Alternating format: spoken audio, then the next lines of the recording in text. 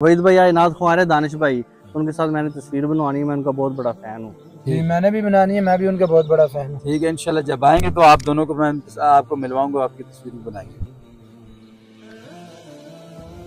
अस्सलाम वालेकुम। पीछे हो जाओ, पीछे हो जाओ, पीछे हो जाओ, पीछे हो जाओ, पीछे हो जाओ, पीछे हो जाओ, पीछे हो जाओ।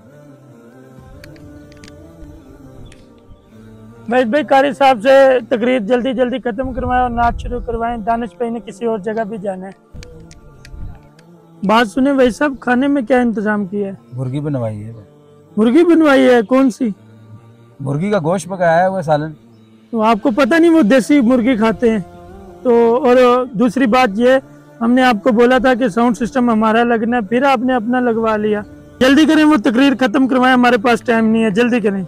हदीस शरीफ में आता है कि रमजान अल्लाह का महीना है। जल्दी तकरीर खत्म करें, दानिश भाई है, उन्होंने रात पढ़नी है। तो मैं क्या कर रहा हूँ यहाँ पर? क्या मैं ये दीन का काम नहीं कर रहा यहाँ पर? मैं भी यहाँ पर हदीस सुना रहा हूँ, अल्लाह का कुरान सुना रहा हूँ, और आप आकर मुझे ये कह रहे हैं कि भाई ये नात ख्वां जो है उसने आकर नात पढ़नी है। खतीब साहब जल्दी करें, हमने आगे भी जाना है नात पढ़ने, हमारे पास टाइम बहुत कम है। ये आप क्या कर रहे हैं? मैं यहाँ पर कुरान हदीस की बात कर रहा हूँ, अल्लाह और अल्लाह के रसूल की बात कर रहा हूँ, और आप बेजारी का इजहार कर रहे हैं। इन जैसे लोगों ने ये दीन का मजाक बनाया हुआ है। ये लोग क्या करते हैं, नाम तो ये रखते हैं कि हम जो है वो नबी सल्लल्लाहु अलैहि वसल्लम की नात पढ़ रहे हैं, लेकिन कर क्या रहे होते हैं? नबी सल्लल्लाहु अलैहि वसल्लम की नात पढ़ना ये बहुत अच्छा काम है, लेकिन इस आजकल लोगों ने इसको मजाक बना लिया है। लोग क्या करते हैं कि इस तरह के नात ख्वां जो होते हैं वो आकर कहते हैं जी साउंड भी आपने हमसे लेना है और इतने इतने पैसे आपने देने हैं, और जो नाते पढ़ते हैं उनको गानों की तर्ज पर पढ़ते हैं। खतीब साहब कौन पैसे लेता है?